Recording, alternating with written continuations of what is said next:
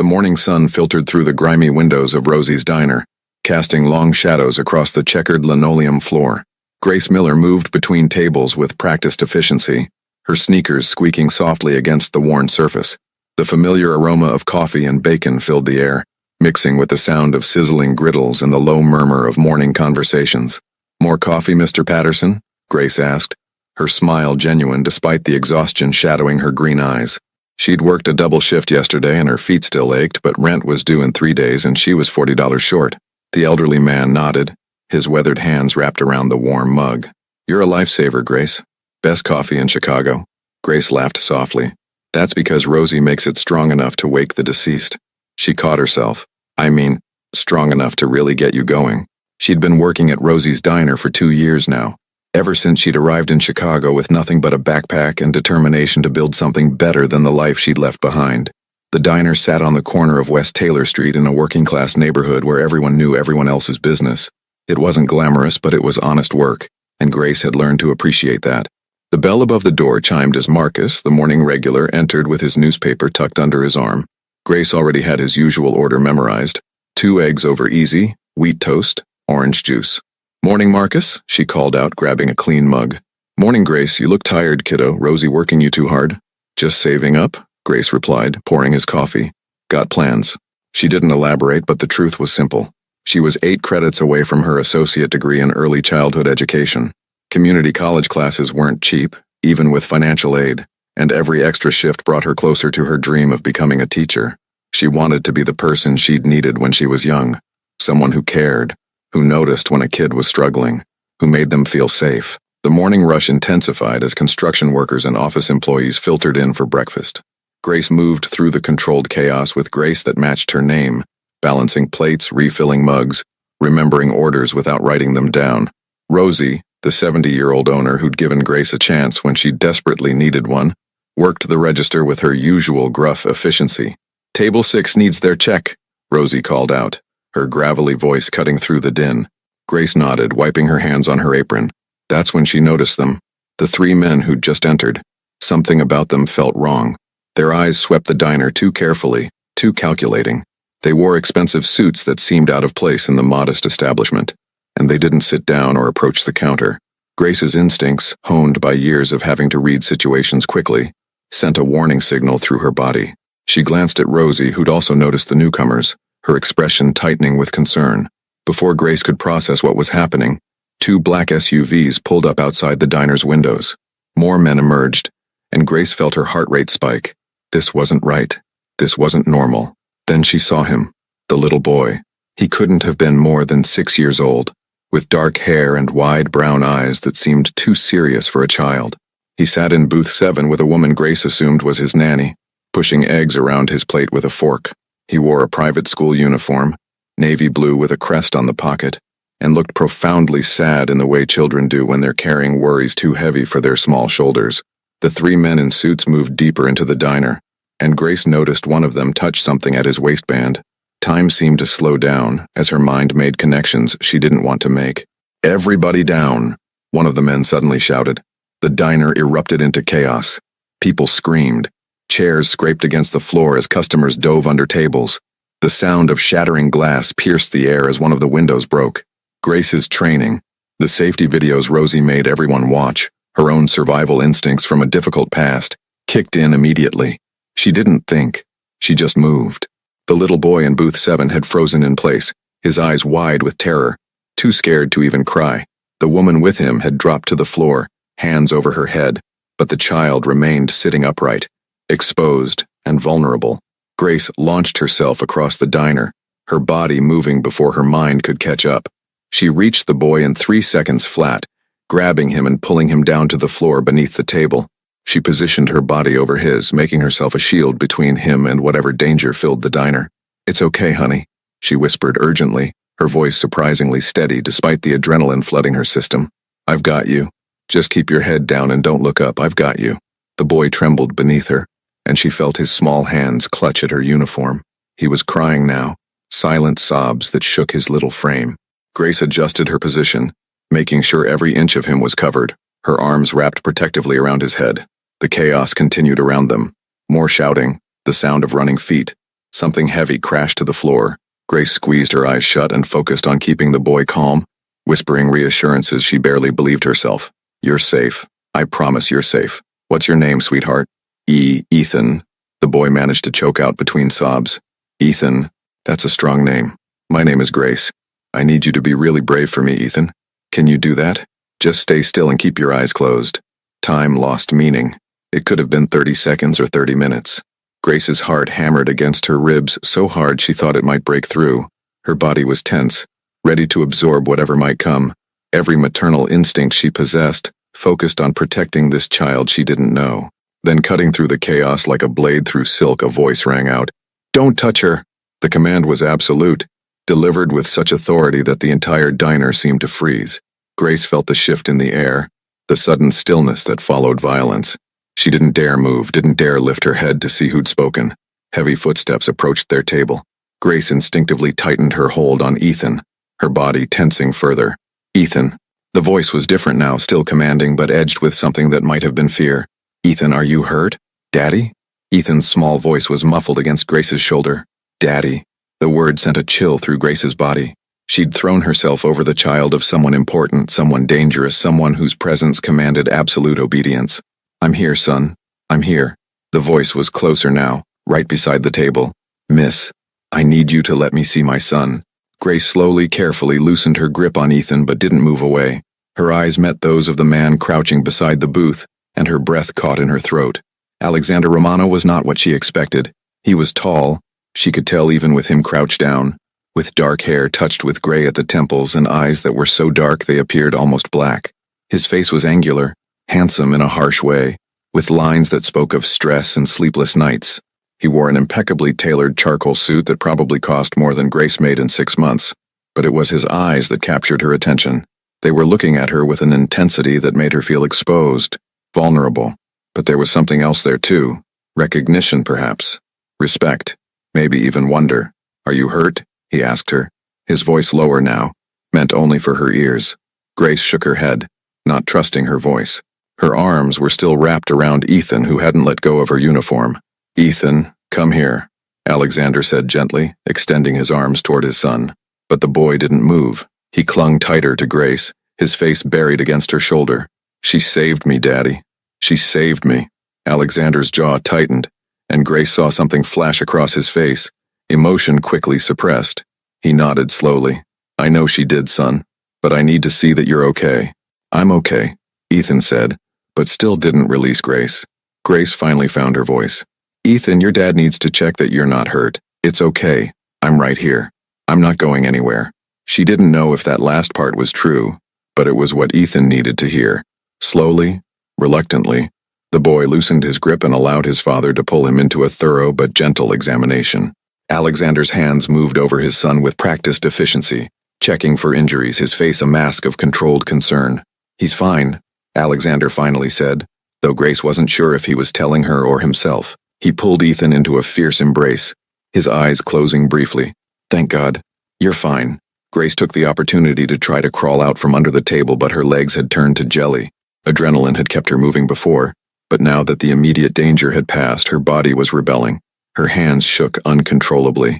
"Easy," Alexander said, one hand still holding Ethan while the other reached out to steady Grace. "Don't try to stand too quickly." His hand was warm and steady on her arm, and Grace found herself focusing on that point of contact to ground herself. She managed to slide out from under the table and sit back against the booth, her breathing rapid and shallow. The diner was a disaster. Tables and chairs were overturned. Broken dishes littered the floor. The other customers were slowly emerging from their hiding places, many crying or talking rapidly on cell phones.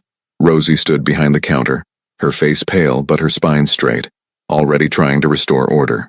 The men in suits, Alexander's men, Grace realized, were positioned strategically around the diner. The nanny who'd been with Ethan was being helped to her feet by one of them, her face tear-streaked but seemingly unharmed. "What happened?" Grace managed to ask, her voice hoarse. Alexander's expression hardened. "People who don't know when to leave well enough alone." He stood, still holding Ethan, who had his face pressed against his father's neck. "Marcus, secure the perimeter. Thomas, handle the witnesses carefully." The men moved immediately, responding to orders with military precision. Grace watched, her mind struggling to process the situation. This was Chicago, and she'd heard stories. Everyone had. Stories about families who controlled territories, who operated in the shadows, who wielded power that had nothing to do with laws or elections. She'd just thrown herself over the son of someone from that world. "Your Grace?" Alexander asked, drawing her attention back to him. "How did you—" She stopped, seeing his glance toward her name tag. "Right. Yes. Grace Miller. Grace Miller," he repeated, as if testing the weight of her name. "You threw yourself over my son without hesitation. It wasn't a question." But Grace answered anyway. Anyone would have done the same. "No," Alexander said flatly. "They wouldn't have. Most people would have protected themselves first. That's human nature. But you didn't even think about it, did you?" Grace shook her head slowly. "He's a child." There wasn't time to think. Something shifted in Alexander's expression. A crack in the controlled facade. "You could have been seriously hurt. But I wasn't." Grace forced herself to take a deep breath, trying to slow her racing heart. And neither was Ethan. That's what matters. Ethan lifted his head from his father's shoulder. His tear-stained face turned toward Grace. "Thank you," he whispered.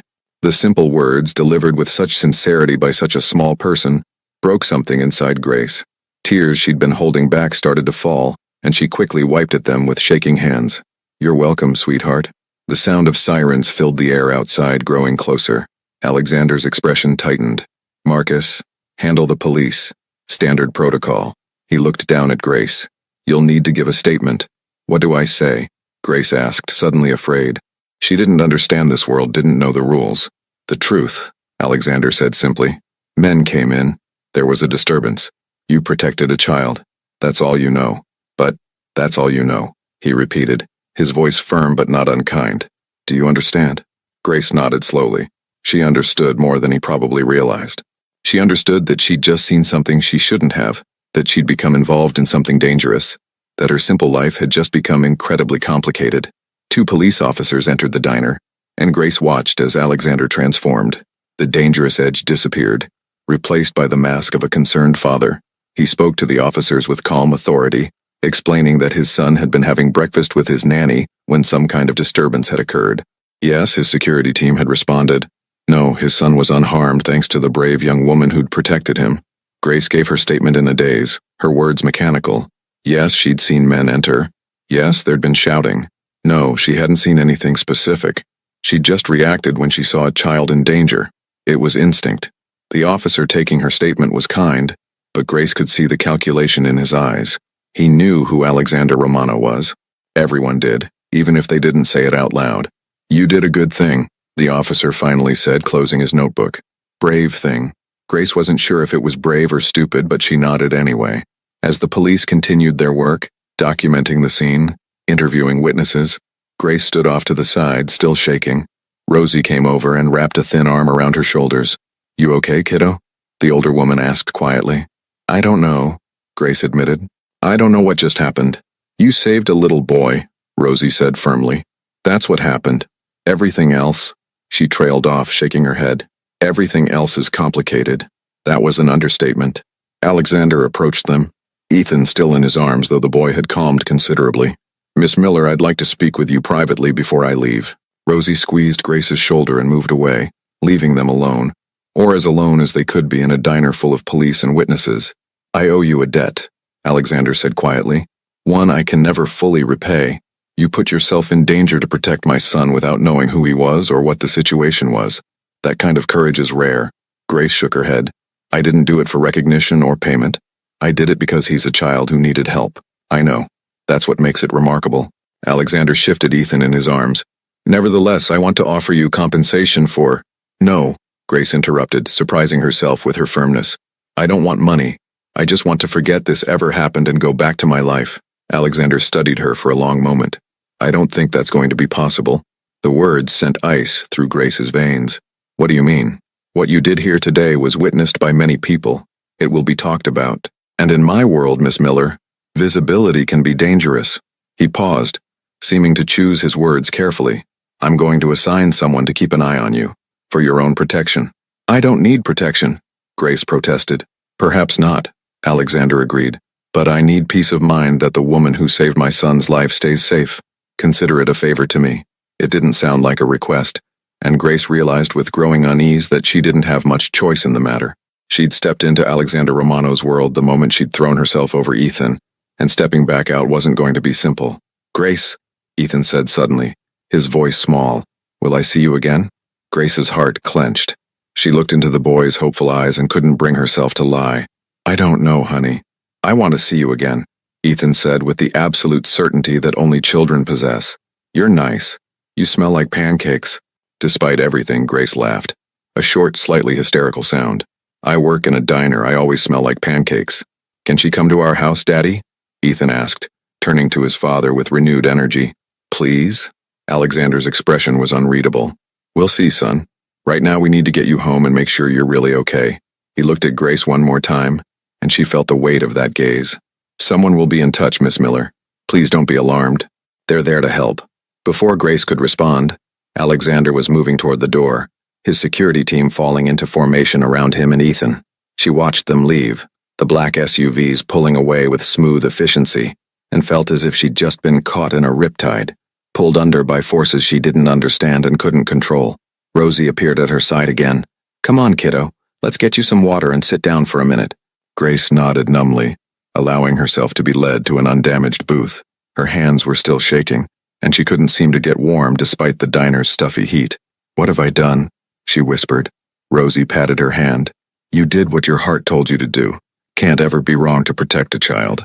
But as Grace sat there watching the police finish their work and the diner slowly return to some semblance of normalcy, she couldn't shake the feeling that her life had just changed in ways she couldn't yet comprehend. The morning sun continued to stream through the windows, indifferent to the drama that had unfolded. Customers would return. The diner would be cleaned and repaired. Life would go on. But for Grace Miller, nothing would ever be quite the same again.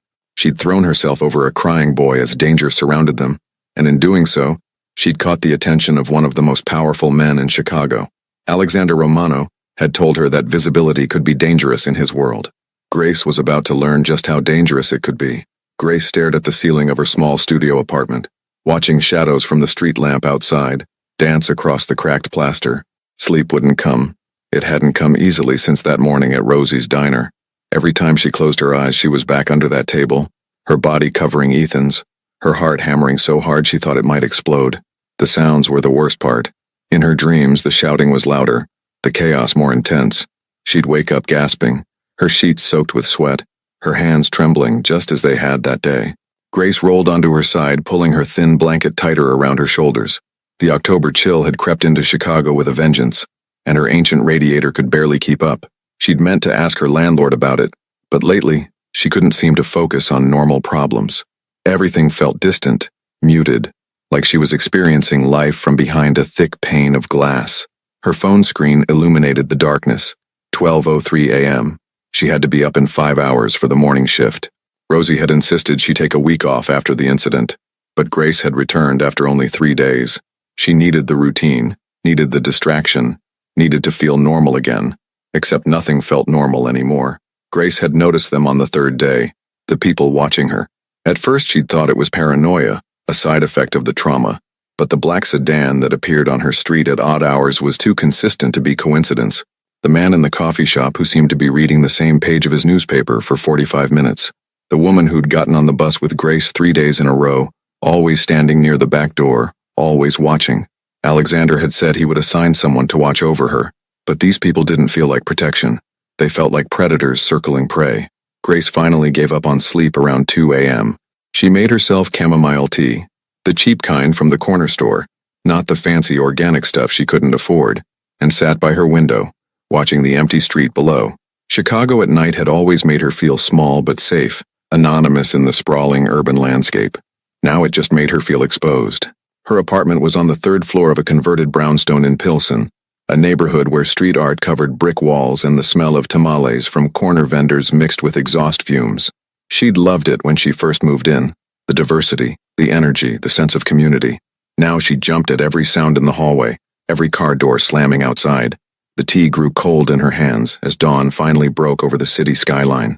Pink and orange streaks painted the sky, and Grace watched the transformation with hollow appreciation. Beautiful things still existed. The world kept turning. Life went on. She just wasn't sure how to be part of it anymore. The diner had been repaired quickly. New windows installed, damaged furniture replaced, everything cleaned and sanitized. But Grace could still see the chaos when she looked at booth 7, could still feel the worn linoleum under her knees as she'd covered Ethan's small body with her own. "Order up!" Tommy called from the kitchen, his booming voice cutting through her thoughts. Grace shook herself and grabbed the plates, 2 stacks of pancakes, extra bacon, hash browns. She delivered them to table 4 with her practiced smile, the one that didn't quite reach her eyes anymore. "You okay, honey?"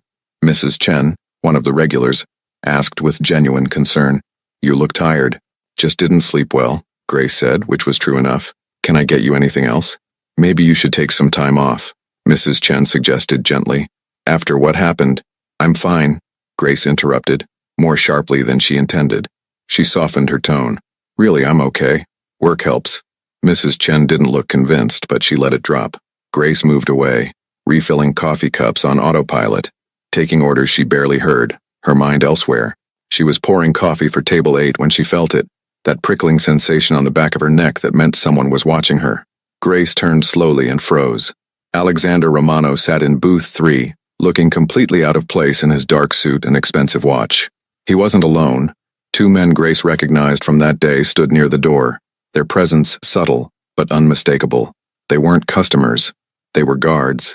Grace's hand trembled slightly and coffee splashed onto the saucer. She set the pot down carefully and walked over to him, very aware that every eye in the diner was now tracking her movement. "Mr. Romano," she said quietly, her voice steady despite the anxiety churning in her stomach. "What are you doing here?" "Having breakfast," Alexander replied calmly, gesturing to the menu in front of him. "I hear the pancakes are exceptional. You don't strike me as a pancake person." The corner of his mouth twitched. Not quite a smile, but close. "You'd be surprised what I enjoy, Miss Miller. May I have coffee?" Grace retrieved a clean mug and poured, hyper-aware of his dark eyes following her every movement. "How's Ethan?" "He's well. He asks about you frequently." Alexander wrapped his hands around the mug, and Grace noticed the scars on his knuckles. Faint, old, speaking of a rougher past than his current polished appearance suggested. "That's actually why I'm here. To tell me about Ethan? To thank you properly." Alexander reached into his jacket pocket and Grace tensed involuntarily. He noticed, and his movements became deliberately slow as he withdrew an envelope. "And to offer compensation for your bravery." Grace stared at the envelope as he placed it on the table between them. It was thick, cream-colored, expensive-looking. "I told you I don't want money. It's not charity, Miss Miller. You were traumatized while protecting my son.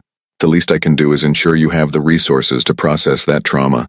Therapy, time off work, whatever you need." "I don't need anything from you," Grace said, but her voice lacked conviction.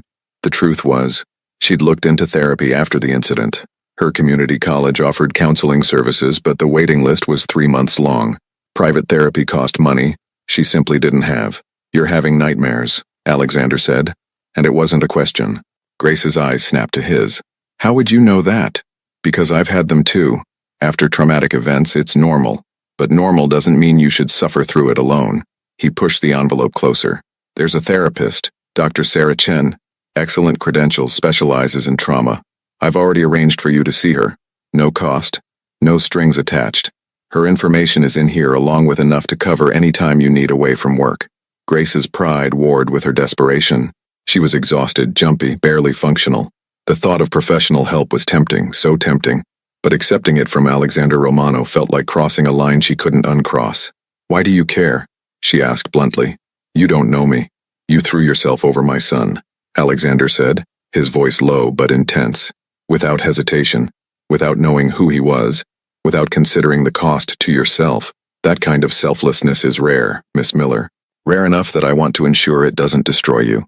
The sincerity in his voice caught Grace off guard. She'd expected arrogance, perhaps condescension, the attitude of a powerful man used to buying solutions to problems. But this was something else. Genuine gratitude mixed with what might have been respect. "I can't accept this," Grace said finally, though she didn't push the envelope back. "Can't or won't?" "Both. Neither. I don't know." Grace rubbed her temples, feeling the familiar pressure of an impending headache. "This isn't my world, Mr. Romano. I don't understand the rules, and I don't want to owe anyone anything." "You don't owe me. I owe you." Alexander leaned back against the booth, studying her with those unnervingly perceptive eyes. "But I understand your hesitation, so let me make you a deal. Take the therapist's information. Go see her once. If you don't find it helpful, you owe nothing. If you do, consider it my way of saying thank you for giving my son back to me unharmed. Grace wanted to refuse. Every instinct told her to maintain distance, to keep her life separate from whatever complicated world Alexander inhabited. But the exhaustion was winning. The nightmares were winning. The fear that followed her through every day was winning. One session, she heard herself say. Just one. Alexander nodded, seeming satisfied. That's all I ask. He stood, leaving money for coffee he hadn't drunk, and Grace noticed how the entire diner seemed to release a collective breath as he moved toward the door. Before leaving, he turned back. Miss Miller, one more thing. Have you noticed anyone following you? Grace's blood ran cold. How did you? Because I have people watching you too, and they've reported seeing others. Not my people. His expression hardened. If anyone approaches you, anyone makes you feel unsafe, you call this number immediately. He placed a business card next to the envelope. Grace picked it up. Heavy cardstock, embossed letters, a single phone number. No name, no title. Who would be following me? Grace asked, though she dreaded the answer. People who might see your connection to my son as leverage, Alexander said carefully. It's being handled, but I need you to be cautious, aware of your surroundings. Trust your instincts. You're scaring me. Good. Fear keeps you alert. Just don't let it paralyze you. He gestured to the card. Call if you need anything, day or night. Then he was gone, his guards following like shadows, and Grace was left standing in the middle of Rosie's diner, holding an envelope full of money and a phone number that felt like a lifeline and a trap all at once. Grace stood in the doorway of her apartment, staring at the interior with mounting dread. The space looked the same as when she'd left that morning. Her bed was still unmade. Her small kitchen still had dishes in the sink. Her secondhand furniture arranged exactly as it had been. But something was wrong. The books on her shelf were slightly askew, as if someone had pulled them out and replaced them carelessly. Her closet door, which she always kept closed, stood slightly ajar. The bathroom cabinet, had she left it open that morning? Grace's heart raced as she stepped fully inside, closing and locking the door behind her. She moved through the apartment systematically, checking everything. Nothing appeared to be missing. Her laptop was still on the desk, her small jewelry box untouched. The $40 in emergency cash she kept in a coffee can still there. But someone had been here. She was certain of it. Grace grabbed her phone with shaking hands and pulled out Alexander's business card. She stared at it for a long moment, pride warring with fear. Calling him would mean admitting she needed help, would mean pulling herself deeper into his orbit. The decision was made when she noticed her journal, the cheap spiral notebook where she wrote her thoughts before bed, was sitting on her nightstand. She always kept it in the drawer, always. Someone had read her journal, had been in her most private space, touched her most personal thoughts. Grace dialed the number. Alexander answered on the second ring. Miss Miller. Someone was in my apartment, Grace said without preamble, her voice tight with barely controlled panic. I don't think they took anything, but they were here. They went through my things. Are you there now? His voice was sharp, focused. Yes. I just got home and... Leave. Now. Don't pack anything, don't wait, just leave the apartment and go somewhere public, a coffee shop, a store, anywhere with people. Do you understand? But, now, Grace. It was the first time he'd used her first name, and the urgency in his tone propelled her into action. Grace grabbed her purse and fled her apartment, taking the stairs two at a time. She burst out onto the street, the cool evening air hitting her face as she looked around wildly. Where should she go? The corner store was 2 blocks away, always busy this time of night. She started walking fast, then jogging, her breath coming in short gasps that had nothing to do with exertion and everything to do with fear. Behind her, she heard footsteps matching her pace. Grace turned onto a busier street, relief flooding through her as she saw other people, a couple walking their dog, a group of teenagers laughing outside a taqueria, an elderly man sweeping the sidewalk in front of his shop. She ducked into a brightly lit coffee shop called The Daily Grind, practically falling through the door. The barista looked up in surprise. You okay, miss? Grace nodded, not trusting her voice, and ordered the first thing she saw on the menu, a latte she didn't want. She found a table near the window where she could watch the street and sat down, her hands wrapped around her phone like a lifeline. It rang 3 minutes later. Alexander. I'm at a coffee shop on 18th Street, Grace said immediately. The Daily Grind. I know. My people are outside. They'll stay with you until I arrive. You're coming here? Did you think I wouldn't? There was something almost offended in his tone. You called me because you were afraid.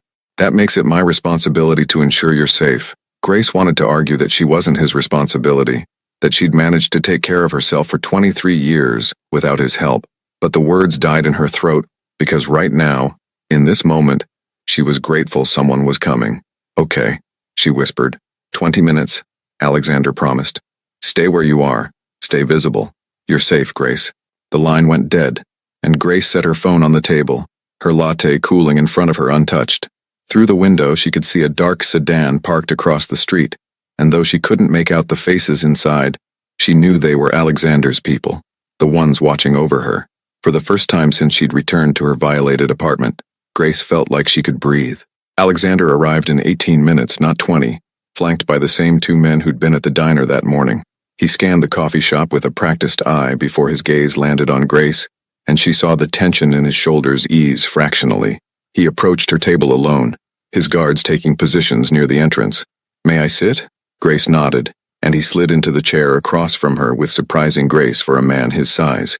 Up close, she could see the concern in his dark eyes, the tight set of his jaw. Tell me exactly what you noticed, he said without preamble. Grace detailed everything, the books, the closet, the journal. Alexander listened intently, occasionally asking clarifying questions, his expression growing darker with each detail. They wanted you to know they'd been there, he said finally. This wasn't about theft. It was about intimidation. Who? Grace asked, though she wasn't sure she wanted to know the answer. The Castellano family. They control territory on the south side, and they've been looking for leverage against me for months. Alexander's hands clenched into fists on the table. They saw what you did for Ethan and now they think you matter to me. But I don't, Grace protested. We barely know each other. That's not how they see it. You saved my son's life. In their world, that creates a bond, a connection they can exploit. He paused, seeming to weigh his next words. Grace, I need to be honest with you. This situation is more complicated than I initially anticipated. The break-in at your apartment is just the beginning. They're going to keep pushing, keep testing to see if you're truly under my protection. And am I? Grace asked quietly. Under your protection? Alexander met her eyes. If you want to be. But that comes with conditions. You'd need to let my people stay close. You'd need to follow security protocols. Your freedom would be restricted. Like a prisoner. Like someone whose safety I consider a priority. He leaned forward slightly. I won't lie to you and say this is ideal. It's not. But the alternative is leaving you vulnerable to people who have no qualms about using innocent civilians to achieve their goals. Grace felt tears prick her eyes. Tears of frustration, fear, exhaustion. I just wanted to help a little boy, that's all. I didn't ask for any of this. I know. Alexander's voice softened. And if I could undo it, keep you separate from my world, I would. But we're past that point now. The question is, what do we do moving forward? I don't know, Grace admitted. I can't afford to move. I can't quit my job. I barely make rent as it is. I don't have options, Mr. Romano. Alexander, he corrected. And you have more options than you think. For starters, you're not going back to that apartment tonight. I've already arranged accommodations at a hotel. Somewhere secure, somewhere safe. Your things will be collected and brought to you. I can't afford a hotel. You're not paying for it. I am. He held up a hand to forestall her protest. This isn't charity, Grace. This is me fixing a problem I created by allowing my son to be in a public place where he could become a target. You became collateral damage and I take responsibility for that. Grace wanted to argue, but she was so tired. Tired of being afraid, tired of jumping at shadows, tired of pretending she could handle this alone. What happens tomorrow? Next week? I can't live in a hotel forever. No, but you can stay somewhere safe while we resolve the situation with the Castellanos. A few weeks, maybe a month. And my job? My classes? Grace felt her carefully constructed life crumbling. I'm 8 credits away from my degree, Alexander. I can't just put my life on hold. You can take classes online. As for work, he paused. Rosie's isn't safe for you right now. Too public, too predictable. But if you need income, I can arrange something. Doing what? I'm a waitress and a student. Those are my skills. Alexander's expression shifted and Grace saw him arrive at a decision. Ethan needs a tutor. His nanny is excellent, but she's not equipped to help with his schoolwork. He's bright, but he's behind in reading, and his teacher recommended additional support. You're studying early childhood education. You'd be perfect. Grace stared at him. You want me to tutor your son? I want to employ you in a legitimate capacity that keeps you in a secure environment while utilizing your actual skills. Ethan adores you. You'd be helping him while helping yourself. Everyone benefits. It was logical, even sensible. But Grace couldn't shake the feeling that accepting would tie her irrevocably to Alexander's world in ways she couldn't yet comprehend. "I need time to think," she said finally. "You have until morning," Alexander replied. "For tonight, let me at least get you somewhere safe. No strings attached. Just a room where you can sleep without fear. Can you agree to that much?" Grace nodded slowly. What choice did she have? Her apartment was compromised. She had nowhere else to go. And despite everything, despite the danger and complication, she trusted that Alexander Romano would keep his word about her safety. "Okay," she whispered. "Okay." The room Alexander had secured was nicer than anywhere Grace had ever stayed. King-sized bed with Egyptian cotton sheets, a marble bathroom with a soaking tub, a view of the Chicago skyline that took her breath away. It felt surreal, like she'd stepped into someone else's life. Her laptop and a few essential items had been delivered while she waited in the hotel lobby, collected by Alexander's people from her apartment with unsettling efficiency. She sat on the bed now, laptop open, trying to focus on homework, but finding her mind wandering. A knock at the door startled her. Grace checked the peephole and saw a woman in a hotel uniform holding something. She opened the door cautiously. "Delivery for Miss Miller," the woman said cheerfully, holding out a package. "Compliments of Mr. Romano."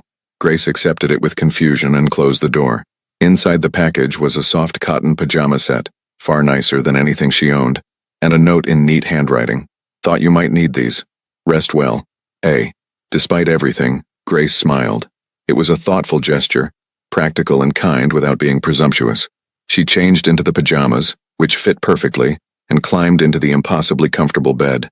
For the first time in 2 weeks, Grace fell asleep within minutes, lulled by the knowledge that someone was standing guard, that she was safe, that she could stop being afraid for just one night. Grace woke to sunlight streaming through the windows and the smell of coffee. For a disoriented moment, she couldn't remember where she was. Then the previous day came flooding back. On the desk, she found a tray with breakfast, fresh fruit, croissants, orange juice, and excellent coffee. Another note: "Eat, then we'll talk. A." Grace ate mechanically, her mind spinning. She couldn't keep living like this, displaced and dependent. She needed to make a decision. Her phone rang. "Alexander. Did you sleep?" he asked. "Better than I have in weeks," Grace admitted. "Thank you for all of this." "You're welcome. Have you thought about my offer? About tutoring Ethan?" Grace took a deep breath. "Can I meet with him first? Before I decide? I'd need to see if we work well together, if he actually needs what I can offer." "That's fair." Alexander sounded pleased.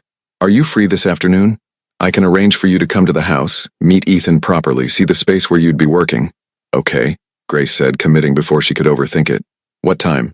2 o'clock. A car will pick you up." After they hung up, Grace stood by the window looking out at Chicago spread beneath her. Somewhere in this vast city, people were living normal lives, going to work, taking classes, worrying about ordinary problems. Grace had stopped being one of those people the moment she'd thrown herself over Ethan Romano. Now she had to decide if she was going to fight to reclaim that normalcy or accept that her life had fundamentally changed. She had 4 hours to figure out which path to choose. The car that picked up Grace from the hotel was a sleek black Mercedes with tinted windows, and a driver who spoke only to confirm her identity before maintaining professional silence. As they left downtown Chicago and headed north along Lakeshore Drive, Grace watched the city transform from urban density to suburban elegance. Lake Forest was a world away from her Pilsen apartment. Tree-lined streets with sprawling estates hidden behind iron gates and manicured hedges. Old money and new power existed side by side here, and Grace felt increasingly out of place in her simple jeans and cardigan. The Romano estate appeared after they turned down a private road. Grace's breath caught as they approached. It was beautiful in an understated way. A 3-story Georgian-style mansion in cream-colored stone with dark shutters and ivy climbing the eastern wall. The grounds were expansive but not ostentatious, with mature oak trees providing shade and privacy. Security was present but subtle. Cameras at strategic points, a gatehouse that looked more like a charming cottage. Men in suits positioned around the property, who might have been landscapers if not for the way their eyes tracked the car's approach. The Mercedes pulled up to the circular driveway, and before Grace could gather her courage, the front door opened. Ethan Romano burst out, his face lighting up with pure joy. "Grace, you came!" He ran down the steps, his small legs pumping with excitement. Grace stepped out of the car, and Ethan crashed into her with the force of a happy 6-year-old, wrapping his arms around her waist. The spontaneous affection caught her off guard, and she felt tears prick her eyes as she hugged him back. "Hey, sweetheart," she said softly, Of course I came. Ethan, let Miss Grace breathe. A woman's voice called from the doorway. Grace looked up to see an older woman in her 50s with kind eyes and a warm smile. This must be the nanny Alexander had mentioned. I'm Margaret, the woman said, descending the steps with more dignity than Ethan had managed. It's lovely to finally meet you properly. Ethan hasn't stopped talking about you since the incident at the diner. Grace shook her hand, appreciating the firm grip and genuine warmth. It's nice to meet you too. Daddy's in his office, but he said to give you a tour first, Ethan announced, grabbing Grace's hand and tugging her toward the door. Come on, I want to show you everything. The interior of the house was as impressive as the exterior. High ceilings with crown molding, hardwood floors covered with expensive rugs, artwork that looked original rather than mass-produced. But what struck Grace most was how it felt like a home rather than a showpiece. There were Ethan's drawings on the refrigerator, books scattered on side tables, a jacket tossed over a chair in the hallway. Ethan gave her an enthusiastic tour, pointing out his favorite rooms with the excitement of a child who rarely had visitors. The library impressed Grace most. Floor-to-ceiling shelves filled with books, comfortable chairs near a fireplace, windows overlooking the back gardens. Daddy reads to me here every night, Ethan said proudly. Well, almost every night. Sometimes he has to work late. The wistfulness in his voice tugged at Grace's heart. She knelt down to his level. What's your favorite book? Ethan's face brightened. Where the Wild Things Are. Do you know it? It's one of my favorites too, Grace said honestly. Max is very brave, isn't he? Like you, Ethan said with childlike certainty. You were brave when you saved me. Before Grace could respond, a deep voice spoke from the doorway. He's right. You were incredibly brave. Alexander Romano stood in the library entrance, dressed more casually than she'd seen him before. Dark slacks and a white button-down shirt with the sleeves rolled up to his forearms.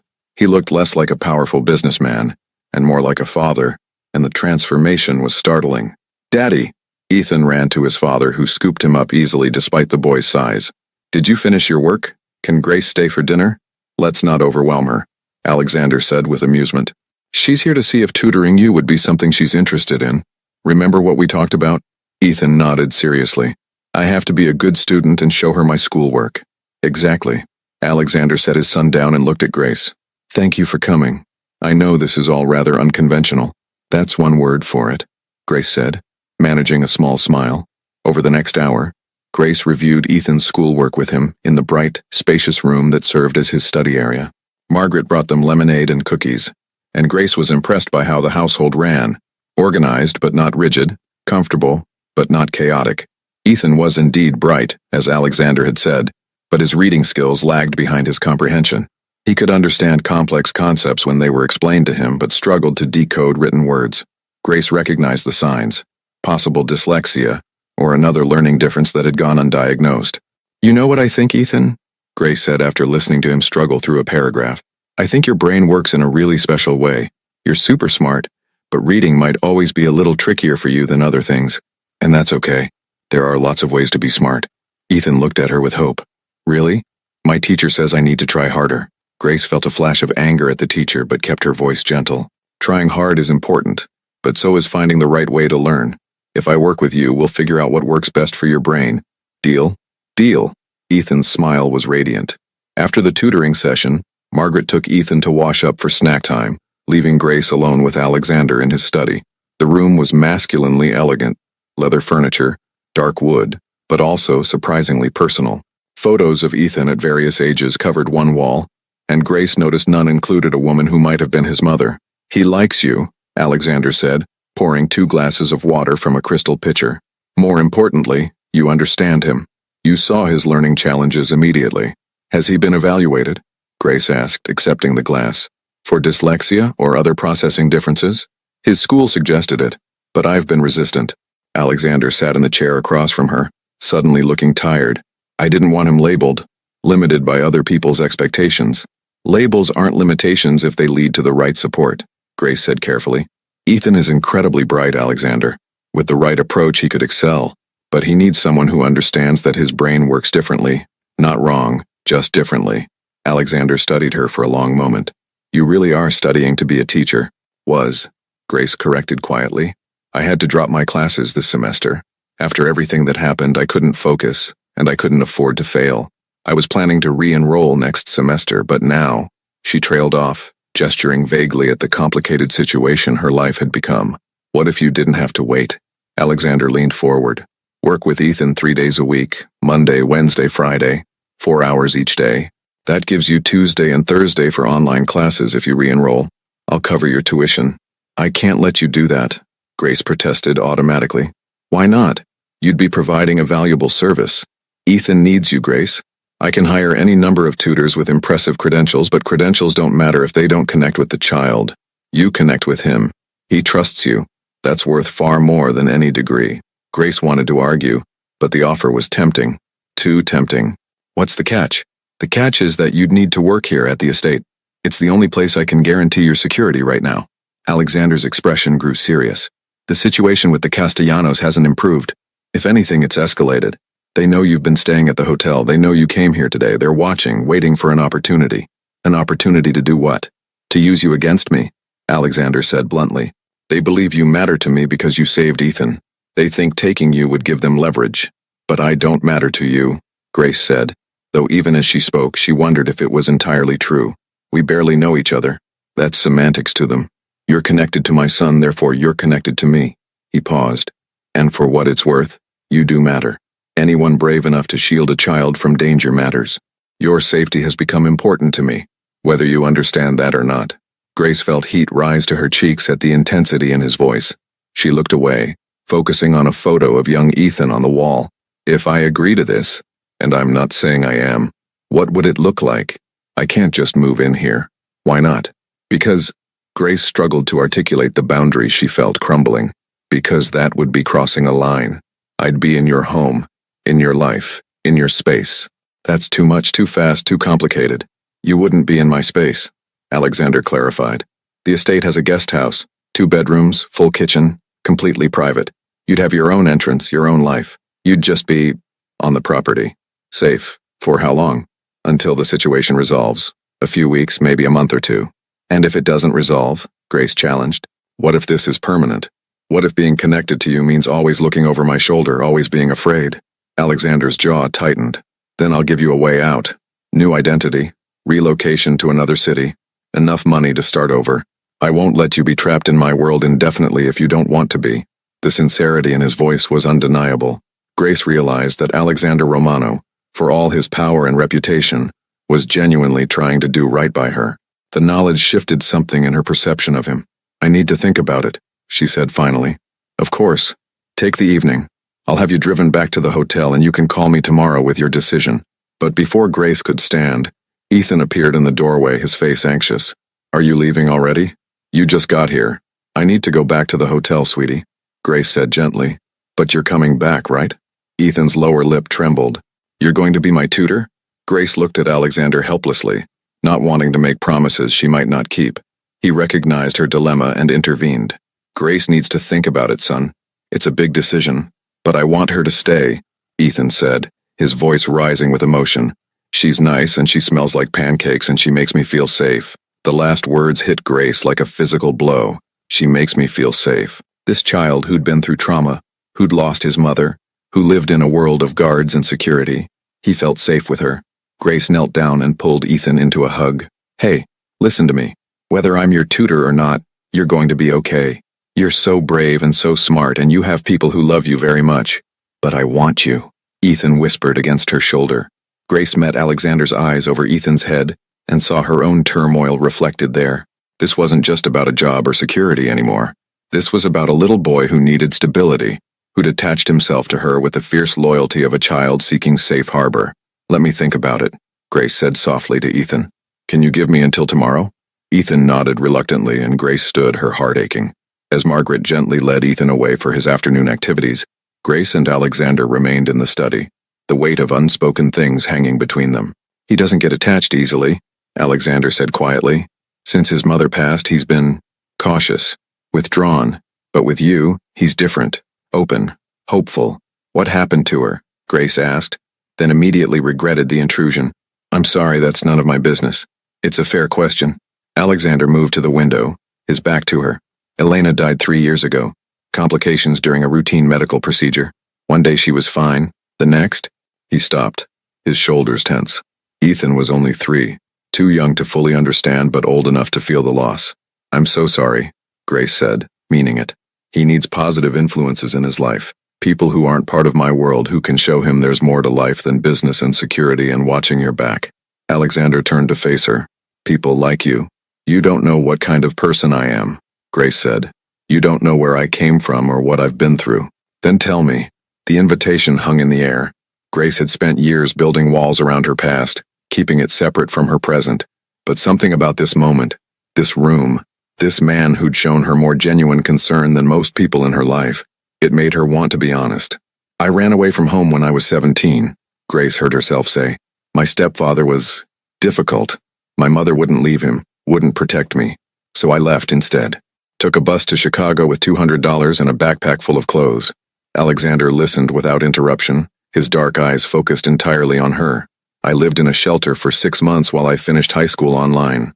Got my GED, worked 3 part-time jobs, saved every penny. When I turned 18, I rented a room in a house with 5 other people. It wasn't much, but it was mine. Safe. That takes remarkable strength, Alexander said quietly. It takes desperation, Grace corrected. I was desperate to survive, to build something better. I enrolled in community college because I remembered my 4th grade teacher, Mrs. Patterson. She was the only adult who ever made me feel like I mattered. I want to be that for other kids. I want to be the person who notices when a child is struggling, who makes them feel safe. Like you did for Ethan. Like I did for Ethan, Grace agreed. I didn't think about it. I just saw a scared little boy and I could not help him. It's who I am. I know, Alexander said. That's why you're perfect for this. Not just as a tutor, but as someone who understands what it means to fight for a better life. Ethan needs to see that resilience, that determination. Grace felt the walls crumbling further. What if I can't give him what he needs? What if I'm not enough? You are enough, Alexander said with conviction. You've always been enough, Grace. You just need to believe it. The vulnerability of the moment was broken by Grace's phone buzzing. She glanced at it and froze. Unknown number. A text message with a photo attached. Her hands started shaking as she opened it. The photo was of her, taken today as she'd gotten into the Mercedes outside the hotel. The message below read, "Nice car. Enjoy the luxury while you can." Alexander saw her expression change. What is it? Wordlessly, Grace handed him the phone. His face darkened as he read the message, and he immediately pulled out his own phone. "Marcus, get up here now," he said curtly. "We have a problem." Within minutes, 3 men appeared in the study. Alexander showed them Grace's phone, and they began discussing security protocols in clipped professional tones. Grace felt like she was floating above the scene, watching it happen to someone else. This was real. The danger was real. These weren't vague threats. Someone was watching her, tracking her movements, making sure she knew it. "Grace," Alexander's voice cut through her spiraling thoughts. "Look at me." She focused on his face, using it as an anchor. "You're safe here," he said firmly. "This message was designed to scare you, to make you feel vulnerable. Don't give them that power. They know where I am," Grace said, her voice barely above a whisper.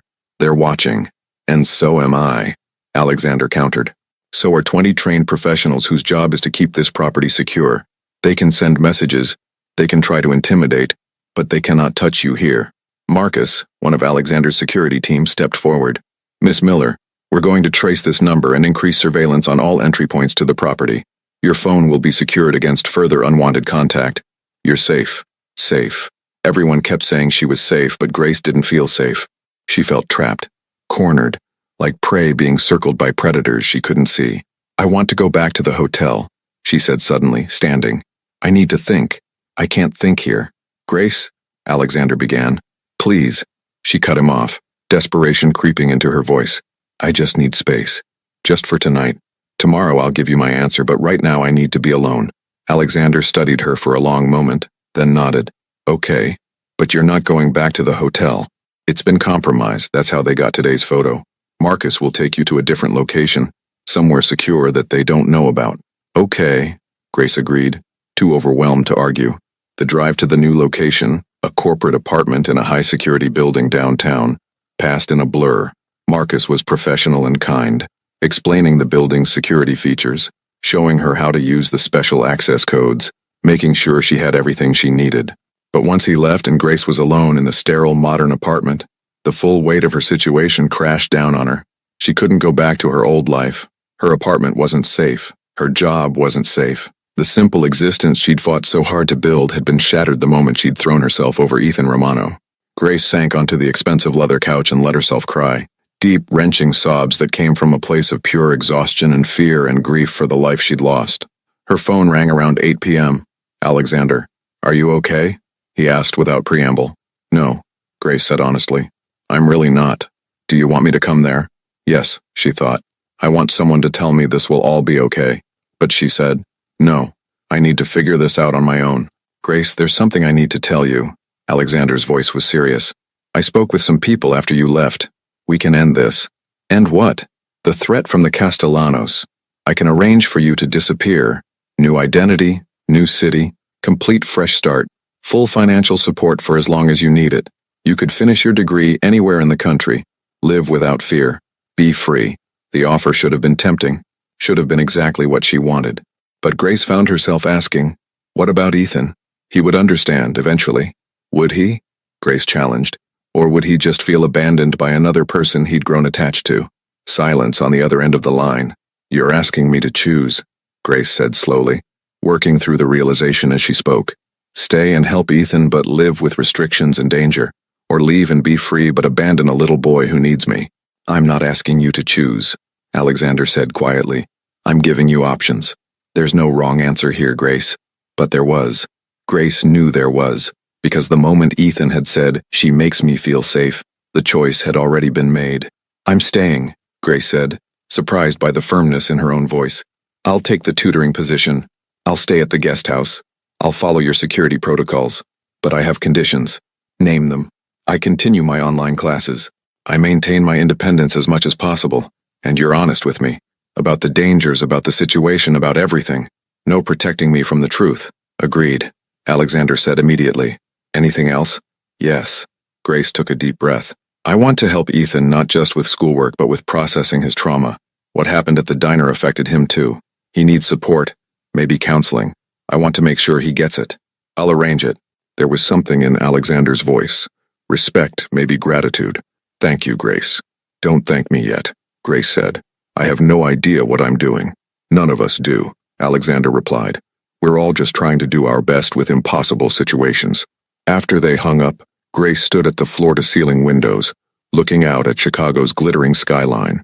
Somewhere in this city, people were making her life dangerous. Somewhere in Lake Forest, a little boy was probably being tucked into bed, maybe wondering if she'd come back. Grace thought about Mrs. Patterson, her fourth-grade teacher, the woman who'd noticed a quiet, sad girl and had made her feel seen, the woman who'd inspired Grace to want to help children herself. Mrs. Patterson had once told her, "Sometimes the bravest thing you can do is stay when every instinct tells you to run." Grace pressed her hand against the cool glass and made a promise to herself, to Ethan, to the scared girl she'd once been who'd needed someone to stay. She would be brave, she would stay, and somehow she would make this work. Tomorrow, her new life would begin. Grace had settled into an unexpected rhythm at the Romano estate. The guest house became her sanctuary, cozy and private, with a view of the gardens. 3 days a week she worked with Ethan, watching him blossom under her patient guidance. His reading improved steadily once they found strategies that worked with his learning style rather than against it. What surprised Grace most was how natural it all felt. Ethan's laughter as they played educational games, Margaret's warm presence and motherly advice, even Alexander's occasional appearances in the study, observing lessons with quiet approval. But the elephant in the room was growing harder to ignore.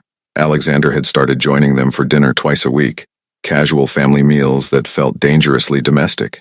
Grace found herself looking forward to his arrival, watching for his car in the driveway, her heart doing an inconvenient flutter when he smiled at something Ethan said. "Miss Grace is the best teacher ever," Ethan announced one evening over pasta. "Right, Daddy?" "She certainly is," Alexander agreed, his dark eyes meeting Grace's across the table with an intensity that made her breath catch. Later, after Ethan was in bed, Alexander found Grace in the library. She was curling up with a book, trying to focus on her online coursework. "May I?" he asked, gesturing to the chair beside her. Grace nodded, hyper-aware of his proximity as he sat down. The air between them felt charged, heavy with things unsaid. "Grace, I need to tell you something," Alexander began, his voice lower than usual. "The situation with the Castellanos, it's more complicated than I initially explained." Grace's stomach tightened. "What do you mean?" "There's been communication, negotiations. They're willing to back off to leave you alone. He paused, his jaw clenching. But they want assurances that you don't mean anything to me beyond being Ethan's tutor. I don't, Grace said automatically, though the words felt hollow. Don't you? Alexander's gaze was penetrating. Because I'm finding it increasingly difficult to maintain that fiction. Grace's heart hammered. Alexander, I know this is complicated. I know I have no right to feel this way. But Grace, watching you with Ethan, seeing your strength and kindness being near you, he stopped himself, running a hand through his hair in frustration.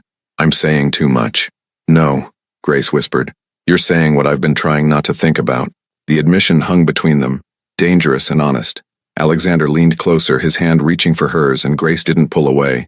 The moment stretched, suspended in possibility, his face inches from hers. Mr. Romano! Marcus burst into the library, his face urgent. We have a situation. Someone breached the south perimeter.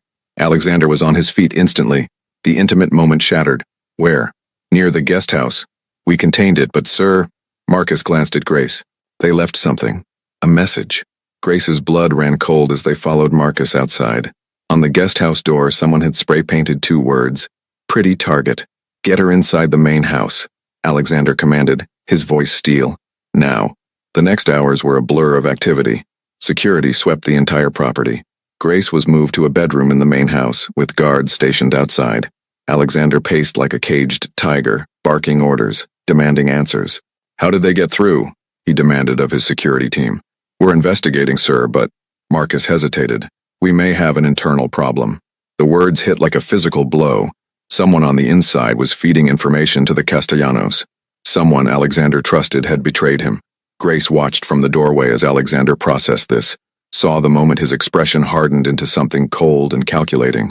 This was the other side of him, the dangerous man who'd built power in a ruthless world. Find them, Alexander said quietly.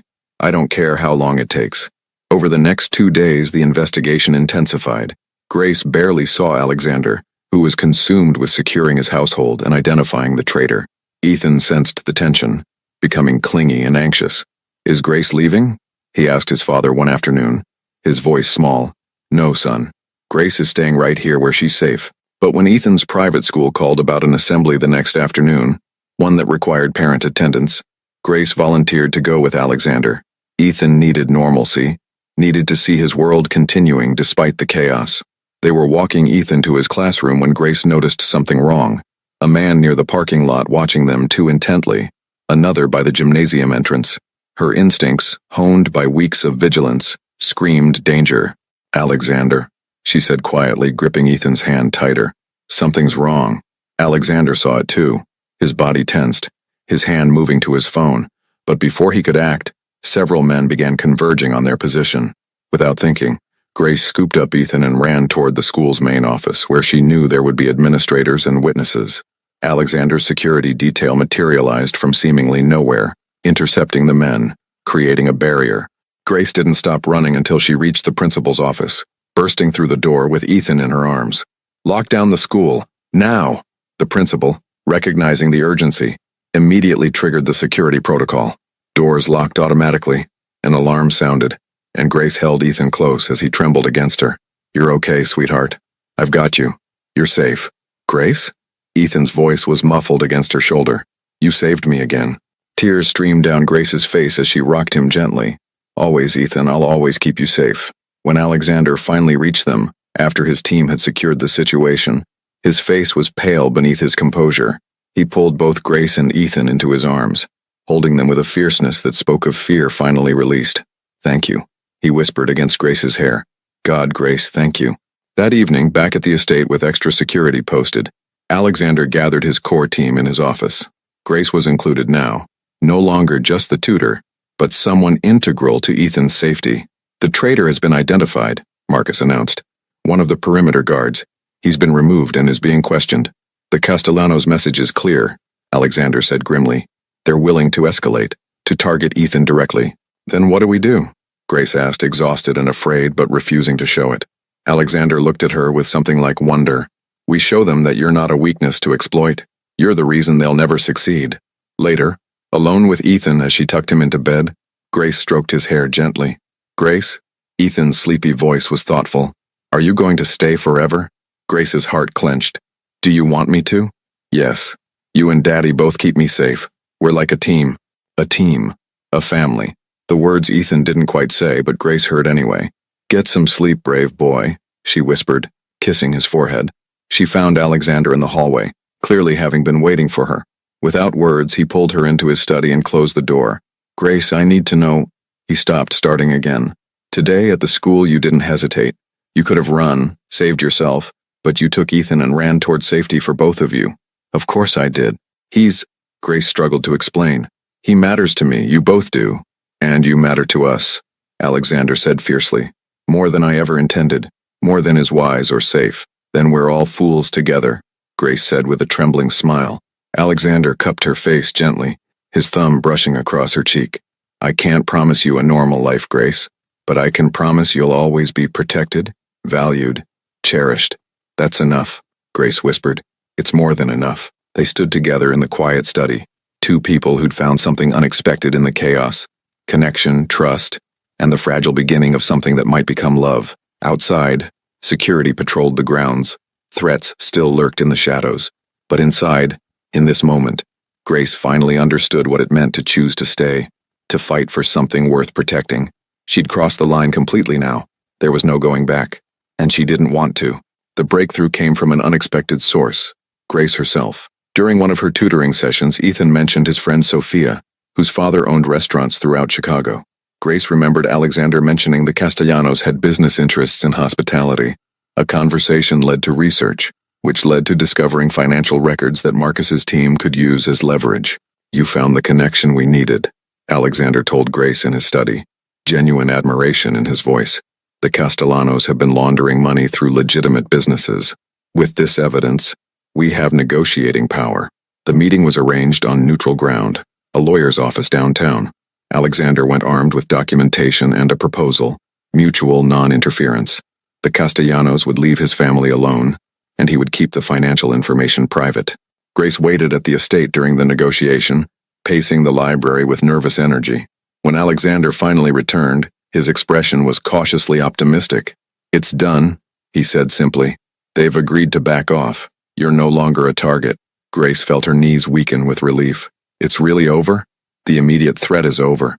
There are no guarantees in my world, Grace, but you're as safe as I can make you. The words hung between them, loaded with meaning. As safe as I can make you. Not perfectly safe, not completely free from danger, but protected to the best of his considerable ability. So, what happens now? Grace asked quietly. Alexander moved closer, his dark eyes searching hers. That depends on what you want. You're free to leave to return to your old life. I'll ensure you have everything you need. Finished tuition, apartment security, whatever you require. And if I don't want to leave, then I'm asking you to stay, Alexander said, his voice rough with emotion. Not as Ethan's tutor, though I hope you'll continue that too, but as part of our lives, part of our family. Grace's heart raced. Alexander, I need you to understand something. I'm not interested in being kept or protected like some fragile thing.